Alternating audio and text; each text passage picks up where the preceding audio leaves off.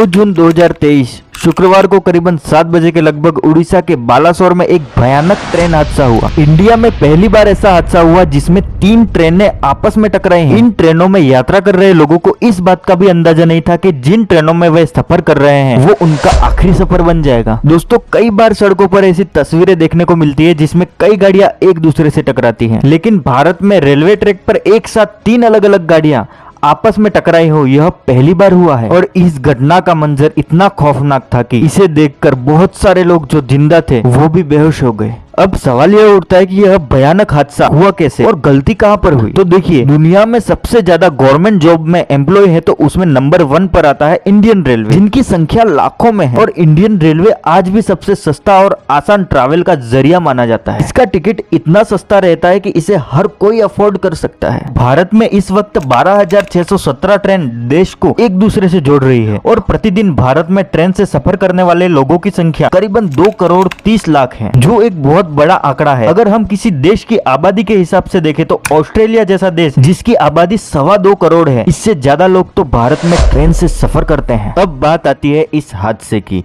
2 जून को हुए इस हादसे में 12,841 नंबर की कोरोमंडल एक्सप्रेस हावड़ा के शालीमार स्टेशन से दोपहर 3:20 पर रवाना हुई। इस ट्रेन को चेन्नई के पास तमिलनाडु के कोरोमंडल तक सफर तय करना था। और दूसरी तरफ 12,864 नंबर की यशवंतपुर एक्सप्रेस बेंगलुरु से सुबह 10:35 पर रवाना हुई, जिसे हावड़ा स्टेशन पर पहुंचना था। इन दोनों ट्रेनों की बात करें तो इनमें लगभग 2,500 मुसाफिर सवार थे। अब तीसरी ट्रेन की बात करें जो मालगाड़ी थी, जो उड़ीसा के बालासोर डिस्ट्रिक्ट में बहानगा नामक एक छोटे से रेलवे स्टेशन के पास में खड़ी थी। दोस्तों, खास बात यह है कि कोरोमंडल व यशवंतपुर एक्सप्रेस इन दोनों ट्रेनों का बालासोर में स्टॉपेज था। अब पहली ट्रेन की बात करें, कोरोमंडल एक्सप्रेस जो हावड़ा स्टेशन से आ रही थी, वह अपने राइट टाइम पर जिस जगह पर पहुंचना था उसी जगह पर पहुंच चुकी थी और वह अपने फिक्स टाइम पर कोरोमंडल तक भी पहुंच जाती। लेकिन ऑपोजिट डायरेक्शन में जो बेंगलुरु से ट्रेन आ रही थी वो 3 घंटे लेट थी। इसको बालासोर में 3:48 पर पहुंचना था। अगर बेंगलुरु से चलने वाली यह ट्रेन लेट ना होती तो शायद बहुत सारे लोगों की जान बच सकती थी, लेकिन ऐसा नहीं हुआ। और हुआ ये कि हावड़ा से चलकर आने वाली ट्रेन लगभग शाम के 6:55 पर बालासोर से पहले बहनगा बाजार स्टेशन पर एक्सीडेंट की चपेट में आ जाती है। हम इसके बारे में बात करें इससे पहले हम एक चीज जान लेते हैं। आपने हर स्टेशन पर देखा होगा या कहीं भी रेलवे ट्रैकों पर देखा होगा,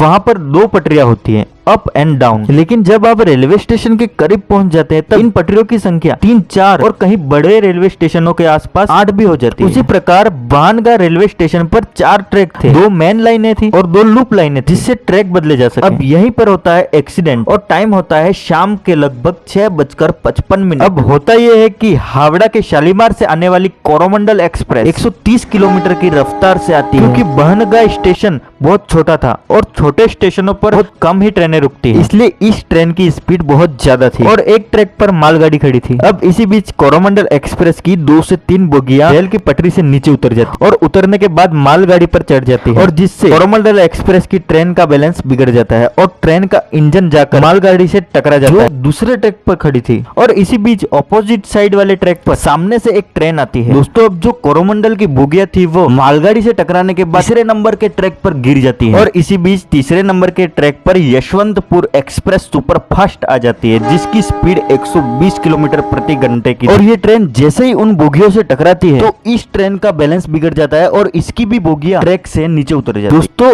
इन ट्रेनों की रफ्तार इतनी ज्यादा थी कि तीनों गाड़ियां एक दूसरे को काटते हुए घसीटते हुए एक दूसरे से टकरा जाती हैं। आपस में इनकी तस्वीरें देखें तो आपको ये पता चलेगा कि जो रेलवे ट्रैक इतनी मजबूती से बनाए जाते हैं वो भी उखड़ चुके थे और बोगियों को चीरते हुए ऊपर उठ गए थे। अब कई लोगों के मन में ये सवाल आ रहा होगा कि हमारे इंडियन रेलवे के ट्रेनों में कवच सिस्टम का इस्तेमाल किया जाता है जो 2 ट्रेनों को आपस में टकराने से रोकता है, फिर भी ये हादसा हुआ। देखिए, जो कवच सिस्टम होता है वो फुल्ली ऑटोमेटिक होता है और यह नेटवर्क पर काम करता है। अगर किसी ट्रेन के सामने दूसरी ट्रेन उसी ट्रैक पर आती है, कोई और चीज अगर ट्रैक पर आ जाती है तो ड्राइवर के बिना ब्रेक अप्लाई किए ही ट्रेन का सिस्टम ऑटोमेटिक ही ब्रेक को अप्लाई कर देता है और इसी चीज को कवच सिस्टम कहा जाता है। लेकिन इस केस में कवच सिस्टम नहीं काम आया और इतना बड़ा हादसा हो गया। तो आपकी जानकारी के के लिए बता दे कि जिस जगह यह हादसा हुआ वहां पर ये सिस्टम नहीं था। जी हाँ दोस्तों, इंडिया में रेल नेटवर्क 60,000 से भी ज्यादा किलोमीटर में फैला हुआ है। ये कवच सिस्टम सारे स्टेशनों पर इंस्टॉल नहीं हुआ, अभी भी 2000 किलोमीटर इंस्टॉल होना बाकी है और वहां पर ये सिस्टम अवेलेबल नहीं था जिस जगह ये हादसा हुआ। और दोस्तों, ये हादसा इंडिया के इतिहास का अब तक का सबसे